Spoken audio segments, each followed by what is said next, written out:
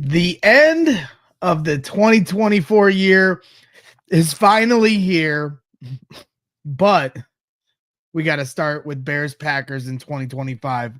We'll see what happens with the coach. We're going to talk about it all. Let's go.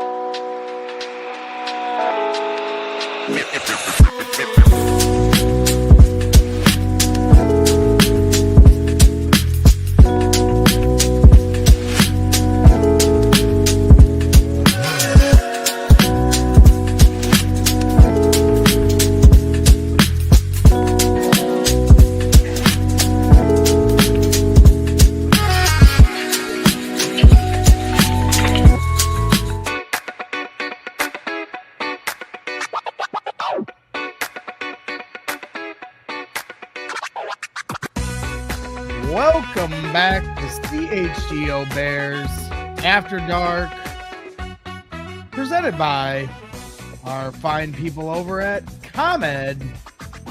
ComEd always helping keep the lights on for us here on CHGO Bears After Dark, as they should be. Back and better than ever here on a Monday night, as always, and joining us on the show, as we always do, Corey Wootton, former Chicago Bear, and of course, Joey Christopoulos, back from Pittsburgh, the land of Yinzer. I was asking Corey, Joey, like, what the hell does Yinzer mean? And he had to explain it to me.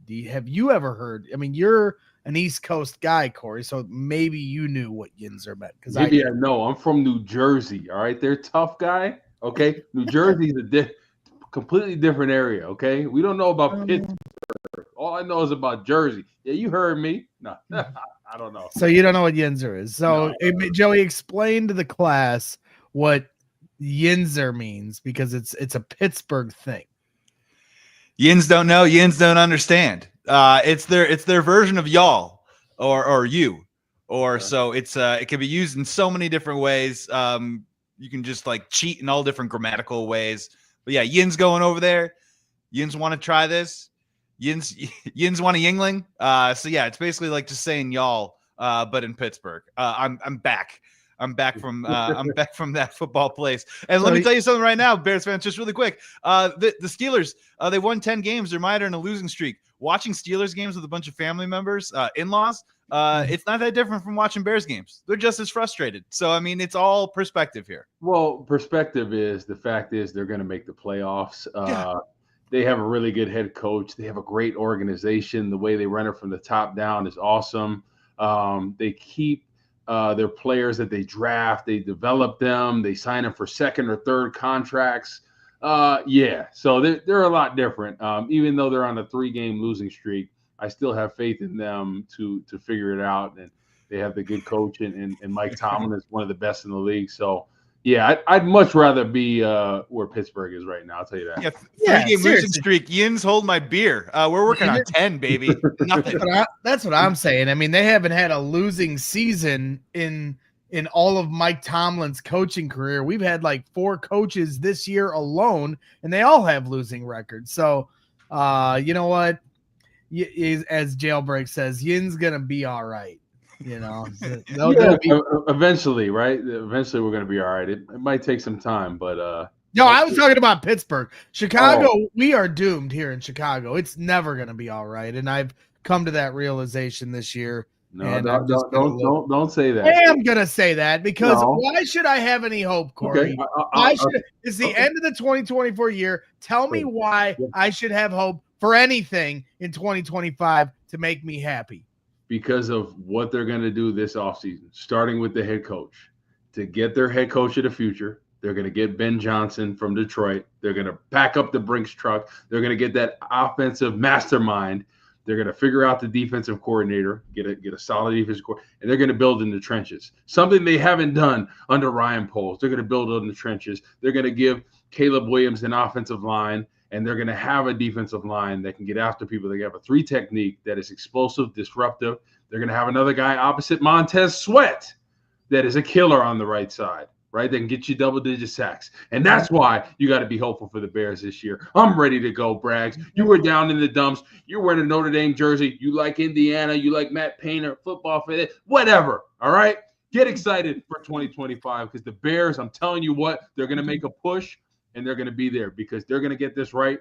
And I'm telling you, they're going to get this right this offseason. No ifs, ands, or buts about it. They're going to get this right. Abdul Carter coming to a city near you.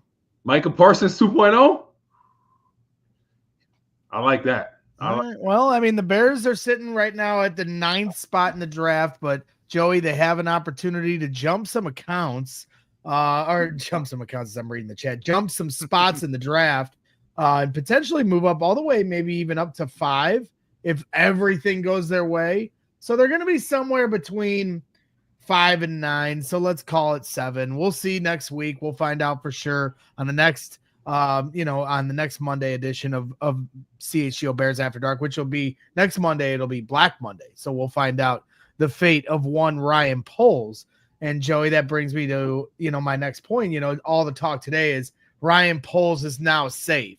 The Sears Tower account that makes all the headway on Bears Twitter, he deactivated, but his final message to everyone was that Ryan Poles would be safe. So your thoughts when you hear that? My thoughts are, unfortunately, it has me kind of worried that it may be just same old Bears. I mean, I'm skeptical. I think every Bears fan, no matter whether you want Ben Johnson, whether you want Mike Vrabel, whether you want Pete Carroll, I mean, I think a healthy amount of skepticism is a very rational way to look at this whole thing. I'm starting to kind of feel like a little bit too, like, Corey, man, I hear you, man. You also kind of remind me a little bit of the uncle talking about like the one cousin in our family who's never gotten married and he keeps dating like the worst girl possible 3 or 4 times in a row. And we all know he's got these awful bad habits when it comes to dating. He falls in love too fast. He gives away the farm. And I'm really curious to see if Ryan Poles is actually going to be the one pulling the strings and actually the one pushing the button on the choice that he wants to make, because this is, Braggs, you've been on it too as well. Like, this is agent season right now, where all these agents right now are putting out all these different articles and trying to leverage their position for their different clients. And this is definitely leverage season right now for Ben Johnson. And all the reports are, yes, leading towards the Chicago Bears being interested in possibly entering into a partnership relationship, whatever you want to call it, with the Chicago Bears. But I think it's very healthy to question, are the agents working this right now? Are the Chicago Bears bent over a little bit, and are they going to acquiesce to everything that Ben Johnson wants? The money, the years, his choice of GM, and we're desperate, and we're just trying to get it right, but trying to read the tea leaves of what the next right choice is for the Chicago Bears, Corey. I got to tell you right now, man, there's a lot more to learn, and there's a lot more to find out whether we can just settle on something and call it a home run hire. Yeah, either way you want to look at it, I think you have to question Ryan Poles. And I think he's made some good moves. He's done some good things. But at the same time, an O-line guy that hasn't reworked the offensive line. So what is that? Yeah. Right? We're going to win in the North and never look back. That was 3 years ago. It's a rebuild. We're essentially in the same spot, trenches-wise. Right? We have Montez Sweat that everybody feels good about. And this year he's been up and down. Because, like I said, I think he's a left end that'll give you 7 to 9 sacks, plays the run extremely well, that complements himself off a really good pass rusher. He had Chase Young in Washington. And then you look at the offensive line. Darnell Wright is the only one that I could say is going to be here for the next couple of years. Other than that, what have we built? This is a guy that knows the trenches, knows the offensive line. So we got one guy that's going to be a staple. Braxton Jones has had a serious injury. So who knows when he's going to come back, how that's going to be. So essentially there's one piece on the offensive line that's going to be here for the next couple of years. And that's what you've done in 3 years. And the fact that he kept Eberflus after people were questioning that. So you felt like your job was on the line, that you were going to pick Matt Eberflus coming back for this season. And look how that's worked out. So right. They continue the biggest losing streak, I think, in Bears history, is it? Or one of them? No, they already have had that 2 years ago under Poles with the 14-game losing streak. Now, that wasn't all within one season. It carried over the streak into a second year. But, yes, they finished this one now with an 11-game losing streak if they're to lose on Sunday to Green Bay. Yeah. It's just two two losing streaks that are two of the longest in franchise history, 14 being the longest. Yeah, but I think if you're not thinking about him potentially not being here or exploring other options, like what are you looking at? I think the writing's on the wall. It just depends on what direction they're going to go. And the thing is, the Bears have never done things the way it should be done. You put the GM and the head coach on the same contract, and they've never done it. Fire this guy. Jerry Angelo gets fired. We bring in Emery. Then Emery doesn't like Lovey, fires him after going 10-6, and that was the demise of this organization, right? Matt Nagy, there's a couple good years, but John Fox before that, Mark Trestman. We have to do something we've never done before, and pick somebody that is an offensive mastermind, right? Find somebody that can coach the defense, but you need Caleb Williams is one of the most important things. Them getting the quarterback position right, something that you look at the other teams in the NFC North, they have their quarterbacks of the future, and two of the teams have very young quarterbacks. Sam Darnold, even though he's been in the league for a while, it looks like they're probably going to keep him with how he's been playing, right? Kevin O'Connell. That effect of having a good offensive-minded coach, what that can do for you, right? Dan Campbell obviously has done a great job, but Ben Johnson is the main reason for that offense. How he's been mixing and matching the play calling. The Bears need to get it right with this one. I think it's so critical. The fan base deserves better. The organization, the players. You have to get this right this offseason. Yeah, it's imperative, but I just don't. It's gonna be nerve-wracking to find out whether whoever they pick is actually the right guy, and we're ultimately not going to know that until midway through next year, I think, is when we'll get the earliest indications. And so whoever they hire here, whether it's Ben Johnson in a few weeks or Mike Vrabel or Brian Flores or Cliff Kingsbury, you can buy or sell that stock when they make that decision, but we're ultimately just not going to know how the chemistry of this team is going to come together until we get there. So it's nerve-wracking because you talk about what the Lions are doing right or what the Vikings are doing right and what the Packers are doing right. Well, all those coaches came to teams that had veteran quarterbacks. Kevin O'Connell got his feet wet, with a guy like Kirk Cousins under center and was able to kind of understand how to become a head coach with a veteran. Same with Matt LaFleur in Green Bay with Aaron Rodgers. Then you got, Dan Campbell and Ben Johnson with a guy with Jared Goff who, has been in the league for 10 years and has, played under Sean McVay. Sam Darnold just came from Shanahan with the 49ers. What this undertaking is for this next head coach is much bigger than just first downs and touchdowns. This is about, developing a quarterback, developing an offense, getting everyone on this team to start acting like professionals and coming together, and bond as a true culture, as you're seeing with, all these other teams in the NFC North, that the Bears just simply, their culture is crumbling. And that shouldn't be that way. I can understand them having a disappointing year, but what I can't understand is how the culture has crumbled the way it has when you have this many veterans on this team and guys that have been paid a lot of money here by this organization.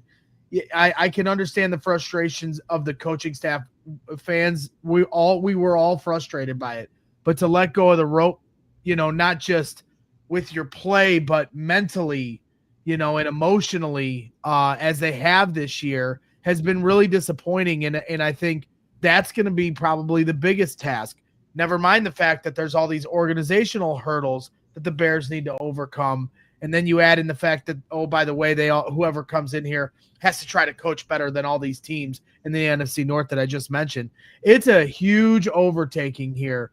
This is not going to be an easy task for whoever decides to take this job. So I like your optimism here, Corey, but I'm nervous that it's going to work out. I think we all want nothing more than to, at this time next year to be talking about a playoff team. But man, has this team just beaten us down, mentally here these last 3 or 4 years. And it's been a tough road for all of us. So I want to talk to you guys a little bit more about some different things.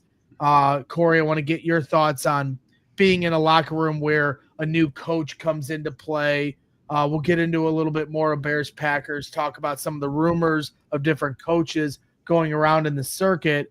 But first, want to give a shout out to our guys over at CHSN.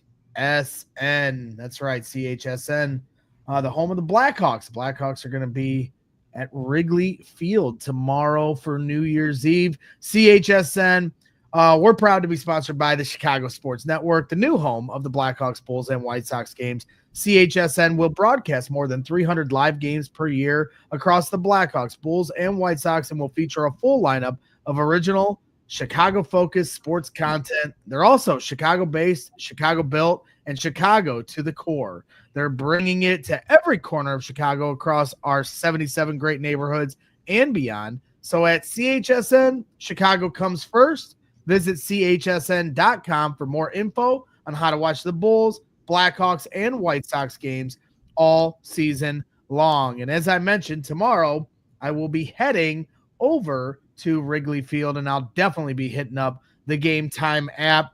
Game Time has a new feature called Game Time Picks that makes getting tickets for events even easier. Game Time Picks filters out the fluff to show you only incredible deals on great seats, so you don't have to waste time searching through thousands of tickets to find the best value. Like I said, I just bought tickets that for the game tomorrow at Wrigley Field for the Blackhawks at Wrigley, and then of course in the summer you can get tickets to concerts if you want. Concerts, comedy, theater, anything. It's not just sporting events. They have it all. I bought tickets to an AC/DC concert that's coming up in the spring, and I use Game Time Picks. They also have the all-in pricing, so when you use this feature, the total is shown up front with no surprise fees at checkout. And they also have this awesome panoramic view from your seat in the app before you buy, so you can get the exact vantage point that you're getting for the seat that you're purchasing. And of course, they have the lowest price guarantee, or Game Time will credit you 110% of the difference. And they also have a Game Time ticket coverage where they guaranteed to be delivered on time, and your purchase is covered with the most flexible customer service policy in the ticketing industry. So take the guesswork out of buying tickets with Game Time. Download the Game Time app, create an account, and use code CHGO for $20 off your first purchase, and terms apply. Again, create an account and redeem code CHGO for $20 off. Download Game Time today. Last minute tickets, lowest price, guaranteed. What time is it? Game time. That's right. That's right. Moving things along here on CHGO Bears After Dark. Appreciate everybody hanging out with us here tonight. Even one Mark Carmen who's in the chat. So we appreciate him.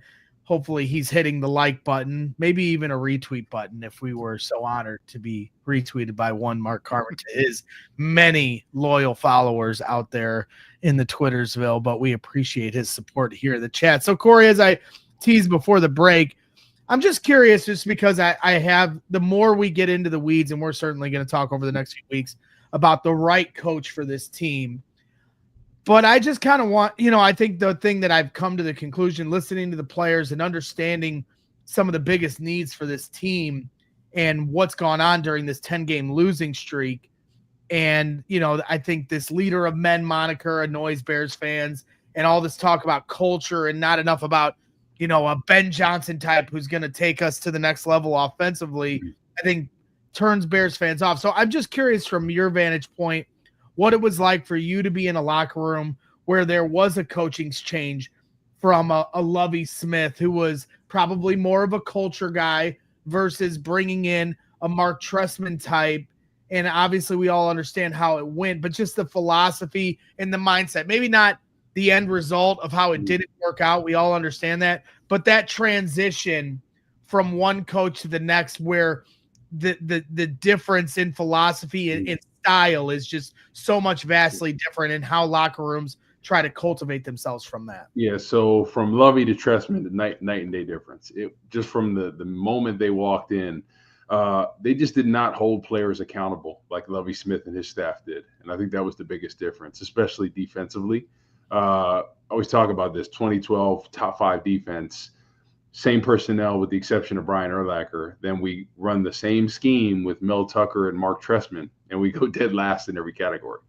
So stuff crept in, and it was bad. Like not running to the football, not scooping and scoring, especially in that Green Bay game, last game of the season, 2013. There was a ball on the ground, and it was a live ball. We did not scoop and score. That's something that would have never happened under Lovie Smith. So stuff crept in, and people always say, well, you guys are pros, and you guys have to practice hard. You have to create these good habits. But sometimes stuff creeps in, whether you like it or not. That's why coaching is so important, right? You're a pro at the end of the day. You need to do everything you need to do to maximize your game, put your best foot forward for the games. But sometimes with lack of coaching, there's bad habits that creep in, right? Your attention to details. Like under Lovie Smith and Rob Marinelli, we would practice things until it was perfect in practice, right? The walkthroughs. Here's what we have on this option read. Here's what we have on the zone play. Here's what we have on this. And if somebody messed up, we did it over again. And the thing is, it just created these good habits. So when it came time to game day, you didn't make those mistakes, right? You knew exactly what was going to go. I thought practices were harder than the games because they'd give us different looks. They'd give us everything that offensive play caller had ever ran in his whole career, even back to college days. That's how on top of it they were. So it was a night and day difference between Lovie Smith, Rod Marinelli, and Mel Tucker. So it's just so hard, for fans to realize it. Like, oh, you guys are getting paid, you're pros. But coaching, I think, especially in football, I think matters more so than ever because you're essentially getting all these players, right? You're getting rookies, you're getting guys from different teams, and you're trying to get them into a scheme that could be different. So it's now about developing them, getting the best out of them, putting them in positions to succeed. So that's why this next coaching staff is so important. And obviously, I know people don't like that term, leader of men, but I think it comes down to, okay, how is this organization going to draft talent? How are they going to bring free agents and get the best out of them that they can? Something that Green Bay has done, right? Something that Minnesota has been doing, especially when I look at Sam Darnold, a guy that people were like, this guy's never going to be a starter in the league. He's seeing ghosts. He's a terrible quarterback, makes bad decisions. Now he's one of the best. They're probably going to sign him and potentially even maybe trade J.J. McCarthy because of how well he's played. There's been talks of that.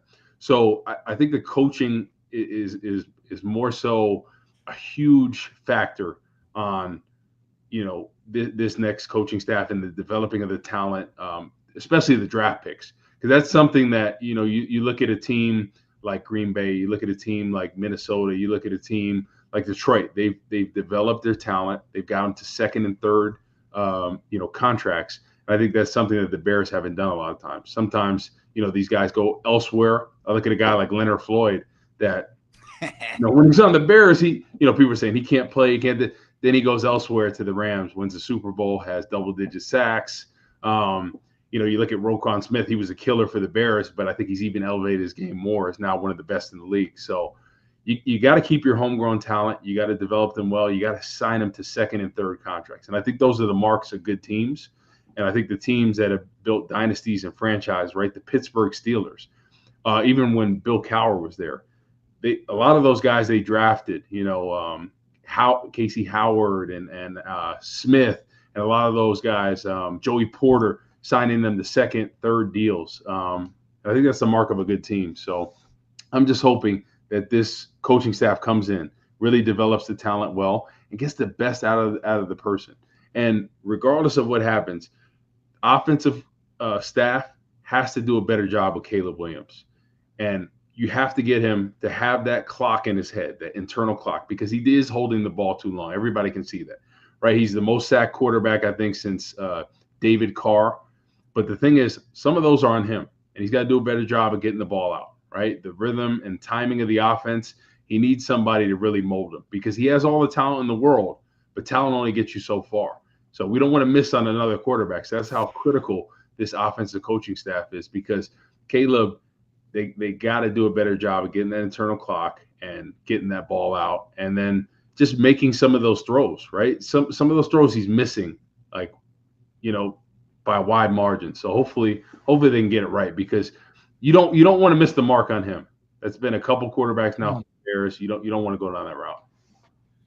Yeah, and Corey, man, if I can follow up on this, because I saw in the comments too as well, Bear Truth 9 brought up something that I wanted to bring up too as well, and I thought it was an interesting comment that obviously Bears fans were down right now, right? But like, let's go back to some of the old like NFL cliches of when we talk about head coaching positions in the NFL, right? There's only 1 of 32. It's one of the best jobs on the planet. You get a chance to make your mark and make your legacy in the NFL.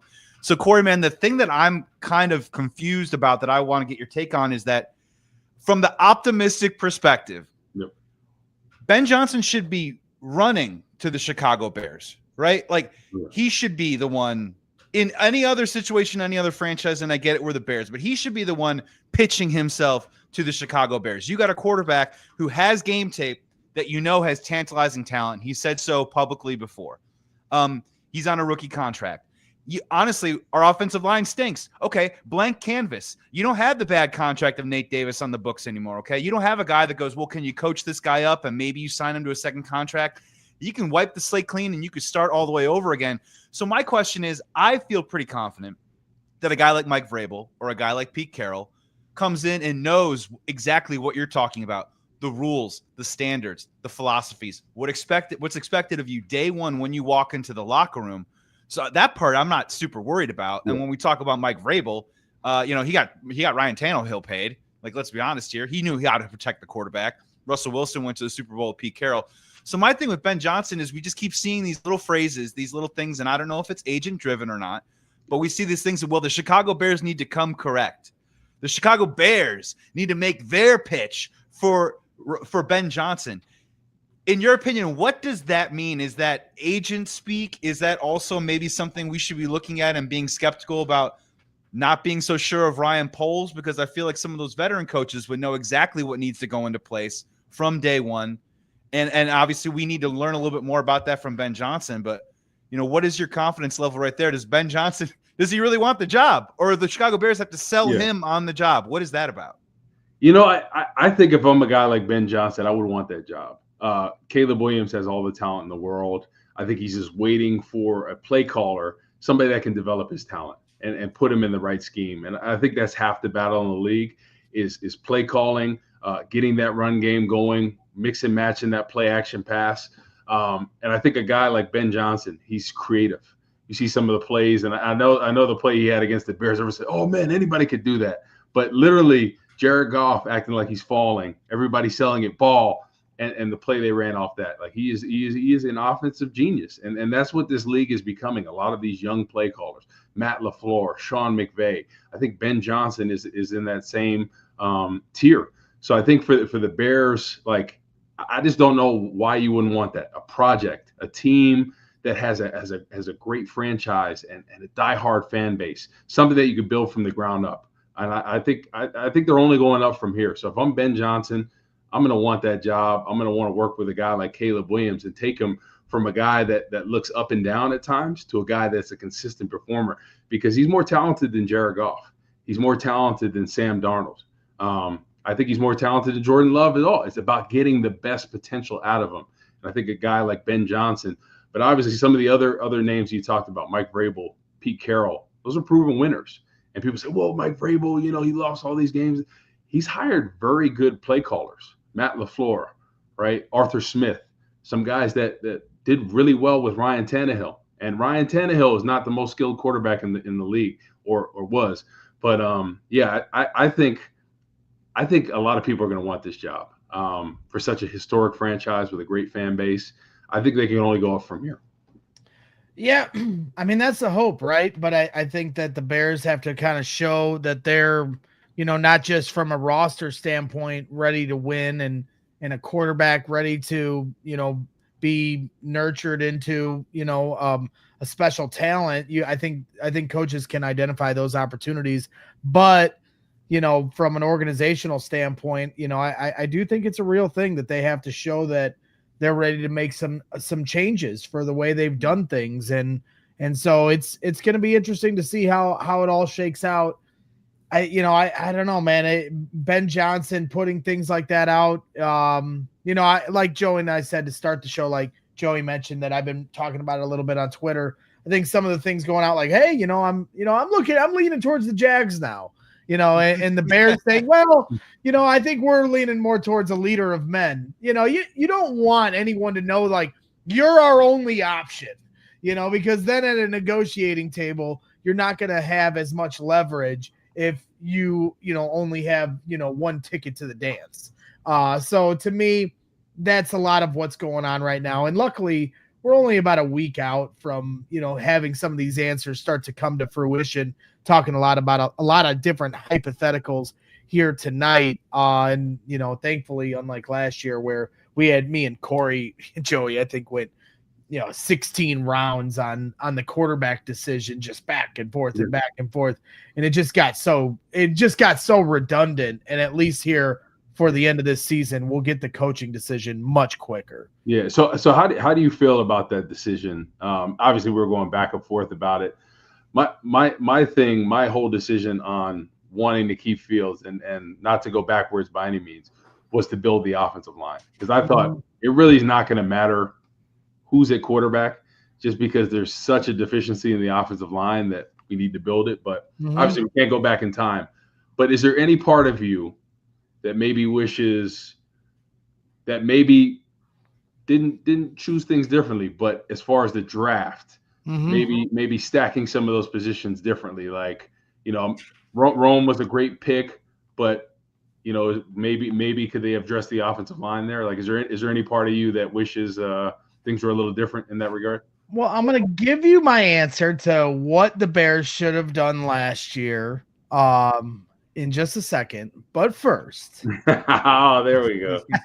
That's called a tease. Good. That's a tease, ladies and gentlemen. Want to give a shout out to our guys over at Sunnyside. Make sure you're using the code HICHGO for 50% off your orders. And of course, with Sunnyside, our friends at the Sunnyside Cannabis Dispensary are here to elevate your winter, help keeping you warm. Sunnyside is your home for judgment-free cannabis shopping. They have a crazy selection with over 100 different strains to choose from, with easy online ordering and in-store pickup. Stop in the store nearest you throughout Illinois for expert guidance from their staff, or select from quality lines like Cresco or Florical. Of course, they have Good News Island vibes, destination relaxation, puff paradise. They have it all.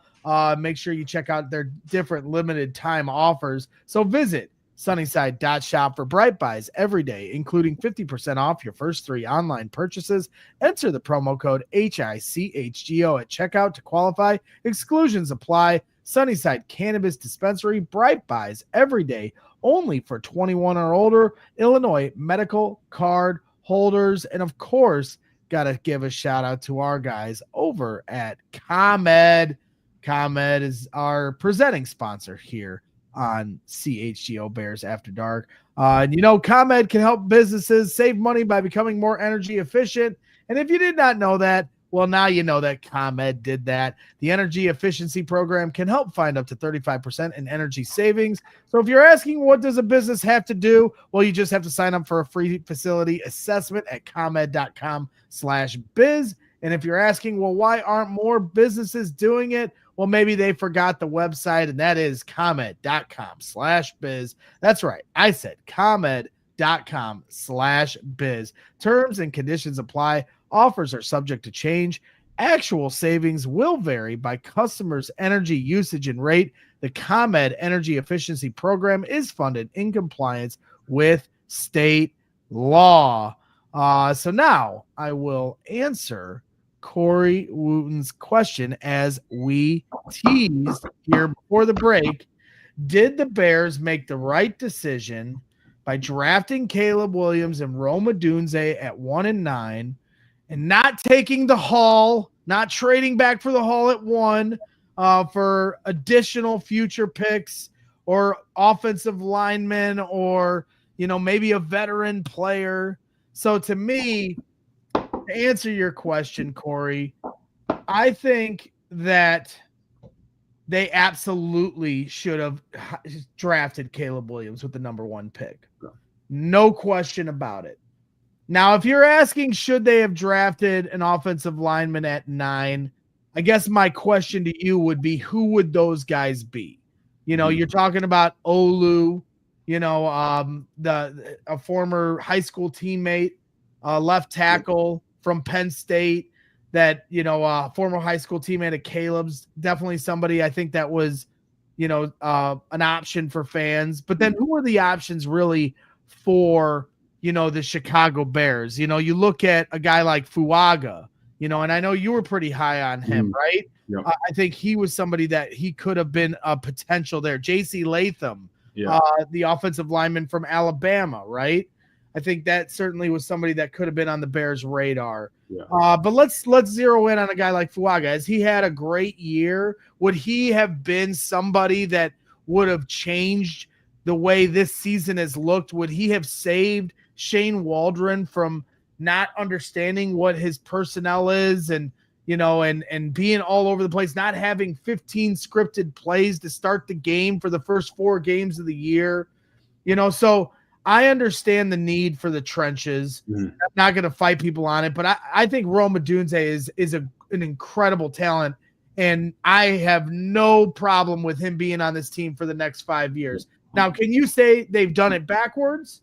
Can you say they got the skill guys first and now they're doing trenches second? Sure. But if they end up with your defensive lineman here this offseason and your left tackle here this offseason, to me, isn't it the same difference? And now, but now we are ensured that we got Caleb Williams, because if they had gone the other way and traded back for the Hall, like right now, you're saying we'd have Fuaga or J.C. Latham, we'd have multiple future first round picks coming up that currently aren't on our team right now. So I don't think the circumstances of this year would have changed all that much, because ultimately Shane Waldron was the failure of the decision. And I think all of us, especially on this show, begged the Bears to hire Jim Harbaugh. Whether Jim Harbaugh was ever going to come here is a different story. But, to me, the biggest failure of this season was the coaching decisions and less about the personnel. I still stand by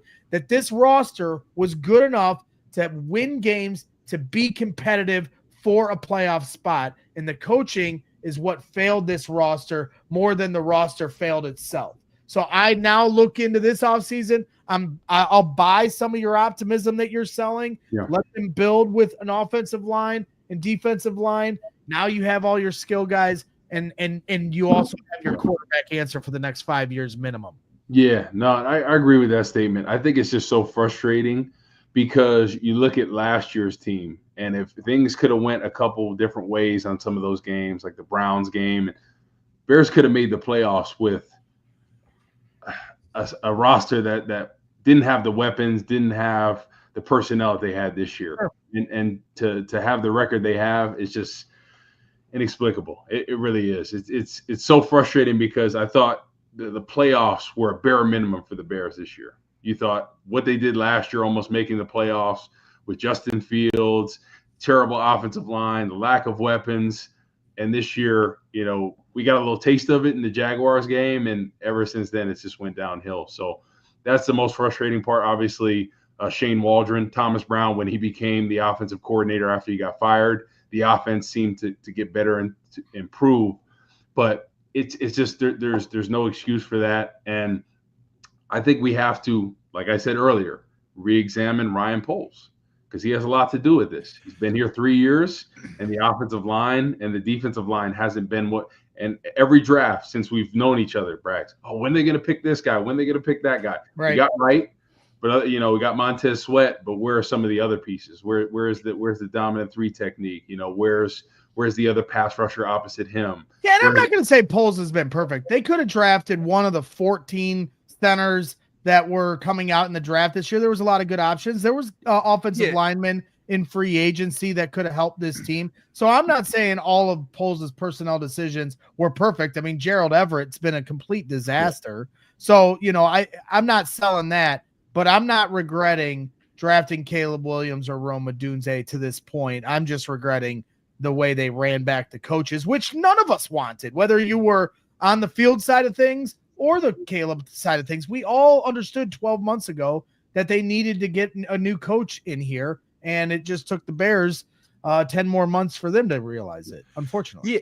Yeah, and the thing about it too is that if you look at it, I was on board with them taking Roman Dunze at 9, but them giving Coleman Shelton $3 million, those are mutually exclusive moves, right? And forgive me, this is the analogy I'm going to use. I've used it with Corey before on different shows, but like I think the overall health of our roster is the problem right now. Like Corey, it's like we put on a bunch of muscle, but our cholesterol sucks. And our blood pressure is bad. You know what I mean? We're putting on like the wrong kind of weight. And I always likened it to like when we took on Matt Nagy. Matt Nagy was like Guy Fieri. He was like nachos with like tuna salad wrapped in a pancake. And it was like, ooh, Santa's sleigh.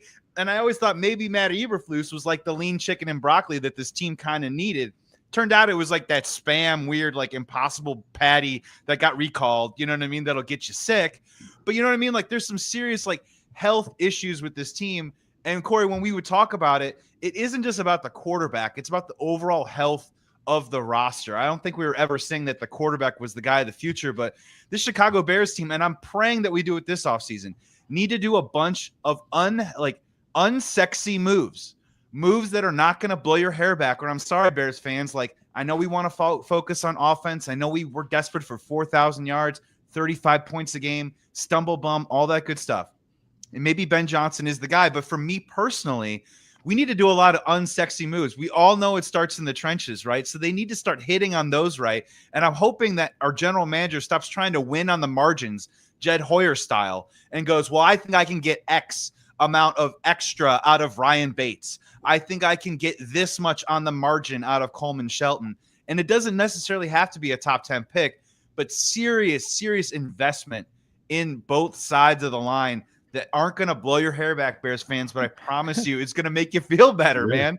You're going to wake up feeling good. To your point, Joey, 2 years ago when the Bears drafted Darnell Wright, we were all, Corey, you remember we're at Joe's on Weed Street, and, everybody's there for, the big pick at number 9. They trade back. Jalen Carter's still there. What are the Bears going to do? Then they trade back and they draft Darnell Wright, and you could have heard a pin drop because it wasn't a sexy move. When they drafted Roma Dunze last year, at 9, it was like, did you tackle Corey? We all went crazy, because for fans, they're always going to get excited about the flash. The meat and potatoes is what's good for you. It's what's healthy. But everybody wants the fast food, right? Everybody wants the Taco Bell instead of eating what's good for you. So yeah, I agree with you, Joey. I think they're going to get the good medicine here this offseason, but they have to pick these players correctly too. You sign Nate Davis, that's addressing the O-line. Well, you did it the wrong way. He wasn't a good offensive lineman, right? So great house though. Good interior decorator we're finding out. Great interior decorator. So that's nice. So to me, they can definitely just go all out and every pick be offensive and defensive line. But then these players have to be good. Shea McClellan was once drafted in the first round as a defensive lineman for the Bears. Well, that wasn't the right guy. Chandler Jones went one pick later. So, that's the other aspect of this. I think that they just have to, yes, they have to address the offensive line and defensive line, but that doesn't guarantee that just because they get those players that those are the right ones. So the evaluating of these players is going to be key. Evaluating, drafting, and developing the talent, whether it's coming from the draft, coming from free agency, not letting stuff creep in, like coaching good habits. And I think the Nate Davis, like watching him on Tennessee, he was a solid player. I think when he got paid and he came here, and obviously his first year he was dealing with the death of his mother, so I kind of chalked that up. Hey, that's a tough thing to do. But this year his heart was not in it. You saw in the games multiple whiffs on blocks down the field, not seeming like he wants to be there, and they eventually cut the cord with him. But that sometimes you can't predict. Obviously, it's tough. You never know when a guy's going to get paid, if he's going to play, is he not. And Nate Davis got paid and didn't want to play anymore. That happens sometimes. We've seen it year in and year out. Guys are playing solid until they get that big contract, and all of a sudden they get a little bit of money. That incentive goes away. So I think it's now picking those guys that, hey, do you love football? Because when you come out of the draft, that's the main thing they want to know. Hey, do you love football, right? Is it your end-all, be-all? What would you do without this? So they want to know that it's important investment for yourself. And I think the same thing needs to be done, especially when they're getting some of these free agents. Hey, is this something, you love football, regardless if you get paid or not? Is this something you want to continue to do? And obviously some guys are going to say, yeah, I love it, and get paid and then not play. But I just think they got to do a better due diligence about some of these guys in free agency and bring in guys that are good for the locker room. And Nate Davis was not good for the locker room.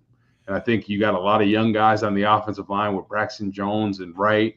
Tevin Jenkins is still a fairly young guy as well. So there's a lot of young guys in there, and you want people that are good locker room, good to be around. We had Olin Cruz, we had Roberto Garza when I was first there, all good locker room guys that were pros, guys that knew how to get it done, that didn't tolerate any BS. When guys were messing up, they check them in line. And everybody has those, locker room lawyers. And the Bears didn't seem like they had that this year. So I think that's something that they need to get in place. Obviously, it goes from the top down, right? They got to do a better job of that. And they need to have players that are going to hold people accountable. And Corey, if I can really quick. So my question for you, Corey, would be, what would, you've watched every snap of Caleb Williams this year. Mm-hmm. So what would be your one question for Ben Johnson? Let's get off this. We're selling the Bears to Ben Johnson. Let's have Ben Johnson sell to us for a second. What would be your one question to him? Because one of mine would be, we're talking about the draft and stuff. They take Jamison Williams in the first round, and they take Amon-Ra St. Brown, and I'm sorry, the second or third round? Someone in the comments check me on that. And if you look at if you look at St. Brown's first year, the first 9 games doesn't do anything. That last month, he bursts on the scene. So one of my things for Ben Johnson would be, is that a development factor? Is that St. Brown putting in the work? Is that you deciding to put him in different positions to succeed? Where did the maturation come into play there? Because St. Brown just didn't burst on the scene as a wide receiver one. And you took Jamison Williams in the first round. Yep. So after everything you've seen with Caleb, Corey, what would be your one question to Ben Johnson that you'd want him to give you the answer that would let you know maybe we're in good hands here? What is he going to do to help develop Caleb? That's the question I want to know. How are you going to develop him? Some of these bad habits he's created over this past season. How are you going to improve those habits? Right, the holding on to the football, some of the rhythm and timing throws, the accuracy, trusting, your hot routes, things like that. How are you going to sometimes live to play another down? And I think that's the thing. Caleb Williams is a competitor, and sometimes he tries to play hero ball too much, and that's what he did in college. You're going to revert back to your bad habits when things are awry, and I think that's at times he does that.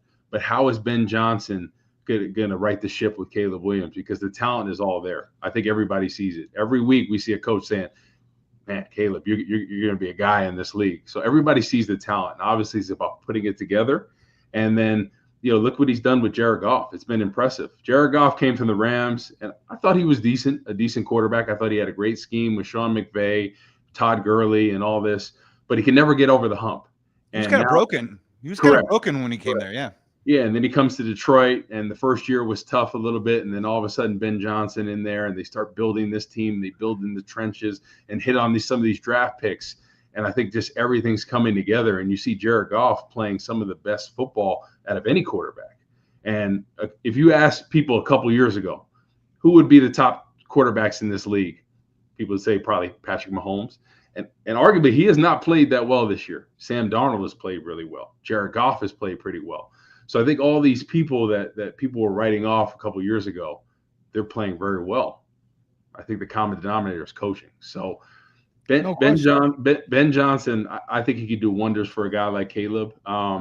Some guys, have that knack for finding the best schemes to put people in, and I think Ben Johnson does that. Just seeing how he works David Montgomery and Gibbs together, that 1-2 punch, seeing how he works Laporta and Jamison Williams for some of those go routes, and everything has a purpose in his offense, and that's something the Bears need. So obviously, right, they're going to have some decision making when it comes to the head coach, but if I'm them, I'm going to do something that they've never done before. I'm going to pick an offensive genius and offensive minded head coach. I'm going to trust that process. So I would go with Ben Johnson. I would back up the Brinks trucks for him. I hope they can get him, because I think he would do wonders for this offense and the weapons that they have, Caleb Williams and company. And obviously now it's about building in the trenches, building the right pieces to the puzzle offensively and defensively. But I think this offense is key. we said this whole season was about Caleb Williams, right? It's been up and down. It's been a struggle. It's been a disappointment. Next year, that could be his breakout season. And everyone's like, okay, this is exactly the guy, the generational talent that we drafted, because it's hard when you don't have coaching, right? Talent only gets you so far, especially when you're younger. It's about the coaches molding you and being like, okay, listen, let's teach him this. Let's teach him to check down. Let's teach him to get the ball out quick. And I think what you see is some of these quarterbacks that have struggled early on in their career and now are doing well. Sam Darnold, he gets the ball out quick. I think that's a common theme with him. You don't want to hold the ball too long in this league. And young quarterbacks do it all the time. Even Jaden Daniels, who will probably win the MVP, rookie MVP, he holds the ball too long at times. It's a common thing. And I think, as you get older, you realize, hey, I don't want to take some of these shots. As you get older, get the ball out quicker, live to play another down. So it's a common thing. Jaden Daniels is not perfect. So people say, oh, we should have picked Jaden Daniels. No, he's in a better coaching staff, better scheme. They're doing a great job with him. They have better offensive line. He's going to be a great player in this league. Caleb Williams is going to be a great player. He's just in a better situation than Caleb right now. And their numbers aren't too far off for Caleb having a very up and down season. So yeah, and that's I've said is the most encouraging part is like I don't think this has been a great season by any means for Caleb Williams, and it's the 5th greatest quarterback season for any quarterback in Chicago Bears history. We understand the bar is very low here in Chicago, but he is doing things we've never seen any quarterback do in Chicago, let alone a rookie. And so, especially when you consider the season that they've all gone through, I think that's a testament to just how high his ceiling can be. But none of it is going to be attained without a good coach and a good system and a good team, that comes together, not just with player names on the roster, but just from, a collective, the way they're going to actually come together as a unit, which you just haven't seen, and they completely let go as soon as, the Hail Mary went the wrong way. And I think that to me is a big part of the lack of leadership that we've seen on this team. And so I think that's a big adjustment that needs to be made here this offseason. And to me, I think Bears fans need to, keep an open mind to the idea that Caleb Williams can meet the expectations that we're all hoping for. And but I understand the last 12 months have been a hard time for Bears fans, and whatever direction you wanted the team to take, to watch them tank as a team the way they have this season and finish the season potentially with only 4 wins has been disappointing for all of us. And so we're going to have to wear it this offseason and hope for the best and hope they get this right. Corey's selling hope to start the show, and let's hope that hope comes to fruition. We got a few super chats to roll through before we call it here for a night here on CHGO Bears After Dark. Michael Renault, $1.99 super chat says, keep Poles when he's historically trash. Sounds right. A lot of rumors going out today that Ryan Poles will be safe. I mean, that's what Kevin Warren said in their press conference after Matt Eberflus was fired, that Ryan Poles would be the point person. And, I will give Greg Gabriel the credit of his point today. Like, well, if they were going to fire Ryan Poles, which some people thought momentum was building towards that as this losing streak has mounted, but at the same time, if you are if you're firing Matt Eberflus on Thanksgiving and you're now getting a month head start on a coaching search, to keep Ryan Poles around for that month only to then fire him is kind of just, you lost all that time because he's the one doing all the research on these coaches. So I thought that was a good point by Greg. Total Malarkey, $10 super chat saying, I keep hearing all this talk about quote unquote sell the team from y'all, but Jordan Love just got paid and Aaron Rodgers is stuck on the Jets and should retire. So I don't think they'd be interested in selling. And that's a joke towards Aaron Rodgers and Jordan Love owning the Bears and the idea that they should be the ones selling. Good one. That's not funny, Total Malarkey. And you're going to have to pay more than $10 to make any more jokes like that here on this program. But we appreciate your support. Frank James, $10 super chat. 100% should have gotten Caleb. If we picked Jaden, he'd be hurting, and we'd be saying Caleb was right there. Rome is a great piece for the future. Still have time to build. Absolutely. It didn't go right this year. They gambled on the offensive line. That gamble, completely failed on them. But the idea that, had they brought Jaden in for an interview and then they drafted Jaden Daniels with the number 1 pick or even traded back to 2 and let Washington take Caleb, however you want to shake that out. And then Caleb Williams was leading Washington to the playoffs right now. Like, if you think the rhetoric would be ugly the way it is right now, imagine that alternate universe where the Bears pass on Caleb Williams, take Jaden Daniels, and the Bears are still terrible, and Caleb Williams is in the playoffs with his hometown team. Bears fans, Chicago would be burning this city to the ground. I already know it, so anyone pretending otherwise is absolutely lying to themselves. Easy E, 134, $5 super chat. Would still want Harbaugh if he was adamant. Would you still want Harbaugh if he was adamant in taking JJ over Caleb number 1? We talked about this last year. Easy E, you can go back and watch some of me and Corey's After Dark shows right when the season ended. We were so defiant that the Bears, the most important decision was hiring Jim Harbaugh, and the quarterback was second. And we were both on the record. Hire Jim Harbaugh, and whatever he decides, whether that's keep Fields, draft JJ, draft Caleb, we'd roll with. But the coach is the most important decision for this organization. For whatever reason, Jim Harbaugh in Chicago never became a thing. Jim Harbaugh's in the playoffs with LA, and the Bears are still scrambling to figure out who their identity is. So we're on the record here saying that we would have let Jim Harbaugh make whatever decision at quarterback and would have followed him into the sunset. And Cliff Kingsbury, people are like, no, we don't want him and all this. I'm like, why would you not have seriously considered him? A guy that worked with Caleb Williams. You knew you were going to pick Caleb Williams. And a guy that's worked with him at USC that knows his game like the back of his hand. You had to think, like, wouldn't that maybe have been a good fit for somebody that knows the quarterback, has worked with him, seen the talent, can get the best out of him? And they were like, no, we're against Kingsbury. So I don't know. I think they should have took a look at him, but hey, can't go back in time. But I think a lot of Jaden Daniels' success is Cliff Kingsbury. He's putting him in position to succeed. Obviously he's playing well at times, but at times he looks like a rookie. So there's a lot of really good plays, and there's some that aren't so good. So, but I think that the common denominator is they have such a better coaching staff, from the head coach to the offensive coordinator to the DC, and then in those critical game time decisions, what do? They find a way to get it done. Yep. That's the mark of a good team. So he's in a much better franchage.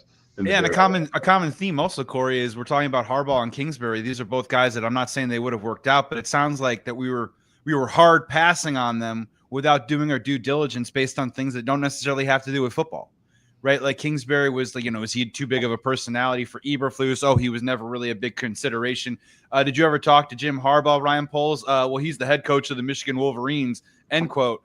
You know what I mean? Like, so there's something going on there a little bit where I wish, Bears fans, Bears front office, we got to get out of this mindset a little bit and turn over every stone. That's why I'm sorry, like, people knocked me for talking about Belichick. Braggs, you did it too, but like the fact that we can't even consider one of the greatest coaches of all time to even have a conversation, it just seems kind of silly. Like, we're at the point now where we need to fix this. This is big time pivotal stuff here right now. So I don't know why we would turn our nose up at any of this stuff. Well, I think the main reason they didn't hire Harbaugh was because he wanted too much say in decision making. The Bears did not want that to happen. Ryan Poles and company did not. Correct. Right. So it was a power struggle. That's essentially why Harbaugh didn't go there, because of the power struggle. He knew he wouldn't have to say he wanted. Well, Ryan Poles, or as Gary has said many times here in our chats, Ryan Poles wasn't going to fire himself, and Jim Harbaugh wanted to bring his own GM, as he did with the Chargers, and then Jim Harbaugh is going to have big influence on picking out the groceries. And so from a timing standpoint, it just didn't work out, but that's why it was always frustrating last year. You had to recognize the unique situation you're in with this number 1 pick and resetting everything. Like you said, Corey, the Bears never do it right, where you have the head coach, GM, and quarterback all lined up. They had that opportunity staring them right in the face, but what it required was them being bold and doing something that isn't, it takes them out of their comfort zone. But you needed to try to be aggressive there, and instead they tried to play it safe and stick with Flus, see if you can, revamp the offensive coaching staff and hope for the best. And you know what? You got the worst. You hoped for the best, but you got the worst, and that's just the reality of it. If I can speak Chicago really quick, Doug Collins, Dennis Savard, Ricky Renteria. How'd that work out, Chicago? Right. Tough decisions, right? Tough decisions, but when something's right in front of you, those situations, they pounced on that, and that turned into a lot of championships here in Chicago. So but I mean, don't you think? Obviously, it seems like Ryan Poles, from the way it's seeming, is safe. Don't you think they really should have considered keeping the head coach and the GM on the same contract, just resetting the clock? Don't you think there should have been a deeper look at potentially doing that, like doing it right, doing it the right way? They should have done it. Like now there could be this power balance structure and them not being on the same. Well, they're down to two options at this point. Either fire Ryan Poles and let the GM and head coach line up that way, or you now have to extend Ryan Poles with the head coaching hire. And that means you're extending a GM that's on a current 11-game losing streak. But they'd have to do that in order to get the kind of coaches that are actually going to fix this in here. No coach is going to take this job with a GM with 1 year left on his contract. They will not do it. Because if the GM if it doesn't work out next year, the GM gets fired. Well, the new GM is going to want his own head coach. That's just logic. So what would you guys do right now if you had the decision, right? Ryan Poles, does he stay or does he go? If I was making the decision, I would wipe the slate clean. I would, tell Ryan, hey, man, you almost got us there, but too many mistakes here in this final year. Hiring Shane Waldron, bringing back Matt Eberflus. It's just not going to work, right? I don't even care about the personnel stuff. The coaching decisions to me, are the biggest ones to me that are I can't trust you, Ryan, to hire the next head coach when your coaching decisions to this point are Matt Eberflus over Dan Quinn and Jim Caldwell and Kevin O'Connell, who they didn't even interview. And then you hire Luke Getsy as your first offensive coordinator. That couldn't have gone worse. You hire Shane Waldron. That went even worse than Luke Getsy. Alan Williams, does everybody remember him, the defensive coordinator? Whatever happened to him last year? He's gone. You revamped this entire offensive coaching staff to the point where your interim head coach was once your passing game coordinator who wasn't even speaking to your quarterback. I mean, this is a disaster from a coaching standpoint beyond anything I could have ever imagined when you talked about failure of this season. So how can I trust you, Ryan Poles, to make the correct coaching decision when that's what's on your resume so far here in Chicago? It's there's no defending it.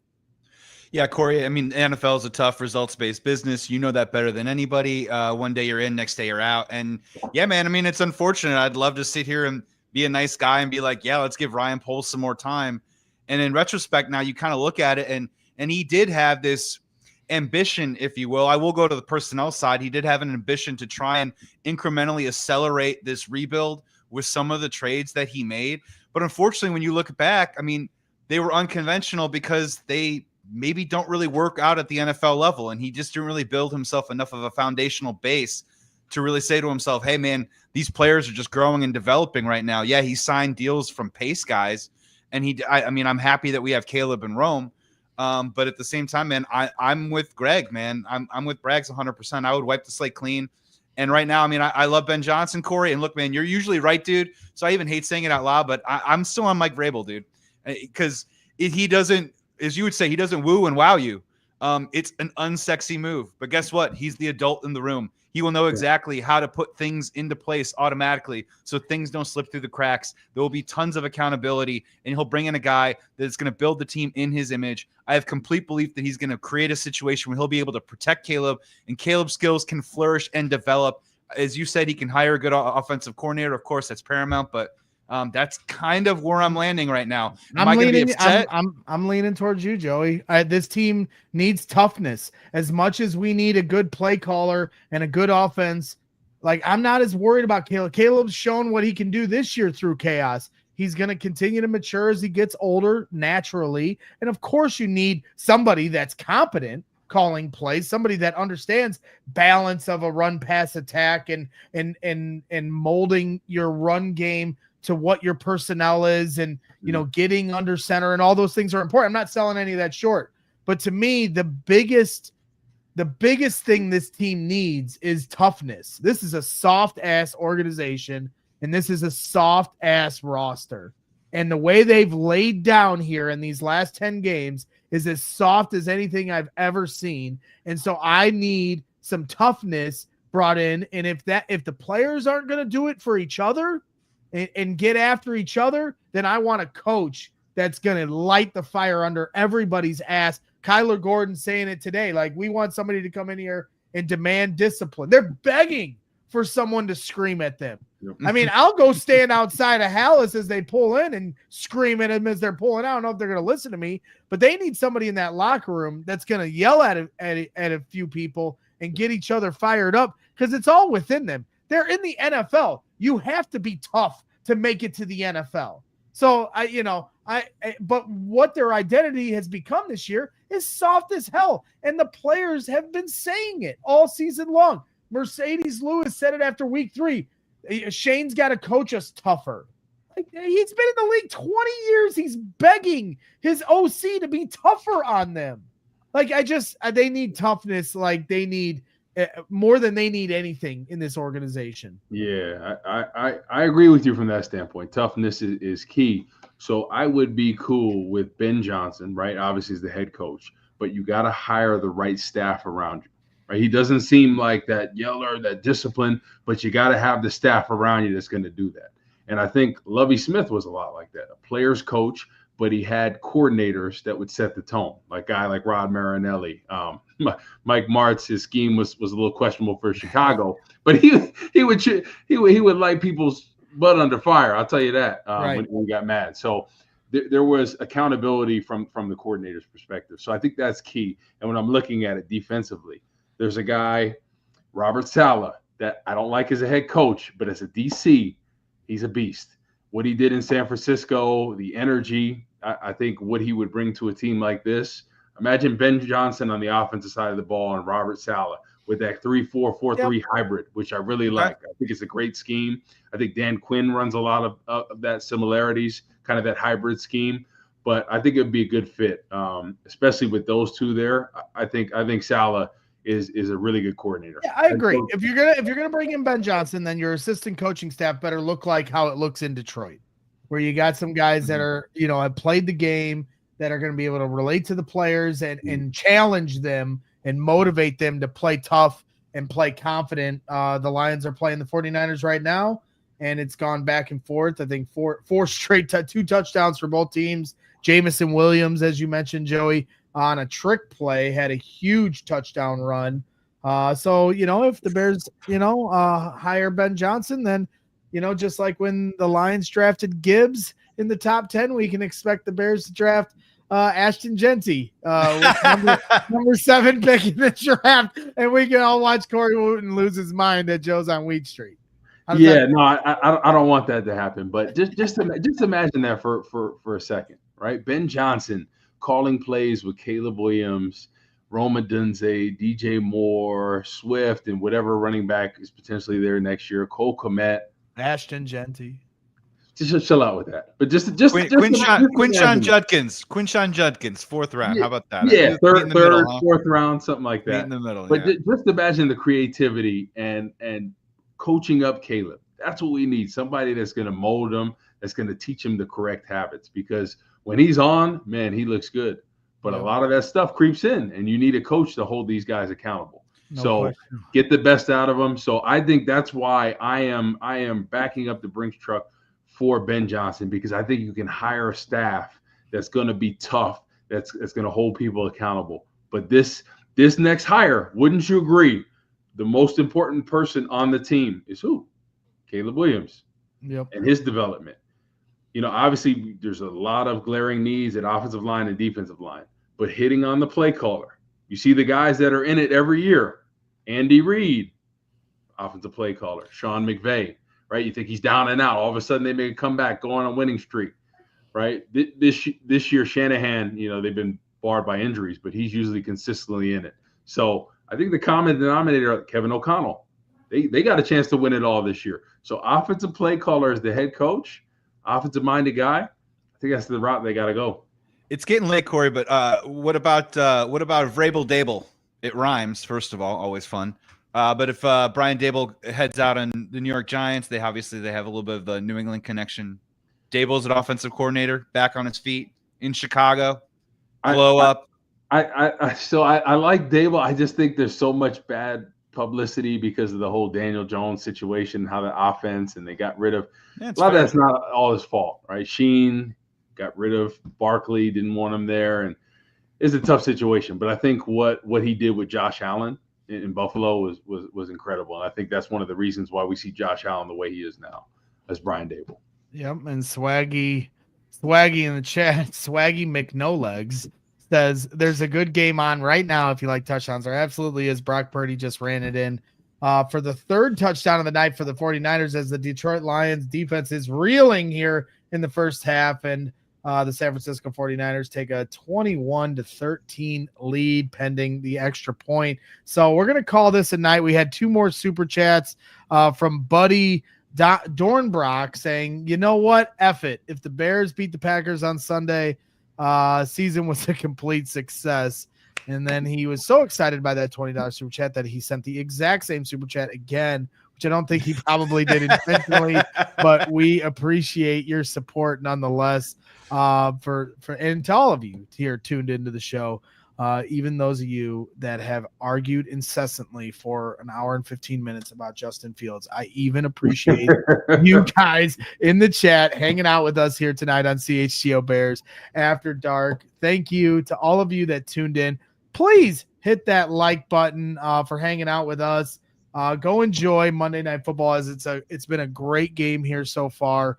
And, we'll be back tomorrow at 1 p.m. Central with CHGO Bears with Adam Hogan, Mark Harmon. I will be at Wrigley Field with my good friend Cody Del Mendo from CHGO Cubs, covering and hanging out compliments of Game Time, the Blackhawks game for the Winter Classic at Wrigley Field. So if you're there, make sure you say hi, Scottish Bears, asking Braggs, where the hell is Rank? Well, it's been the holidays here the last couple shows. He's had some family things and some soccer. He runs that soccer team. He's one of the best coaches in the country, so he's got to make sure his soccer team is going right. So they had to move their practices up to Monday the last couple weeks. But he will be back, I can promise you, maybe even here next week for Black Monday once we get some answers on what the Bears are going to do this offseason. So, Corey, thank you as always for your expertise and your insight.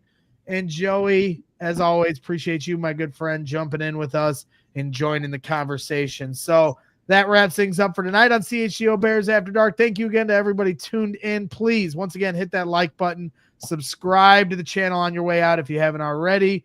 And always, Bears fans, keep your head up and always bear down. We all silly like the mayor.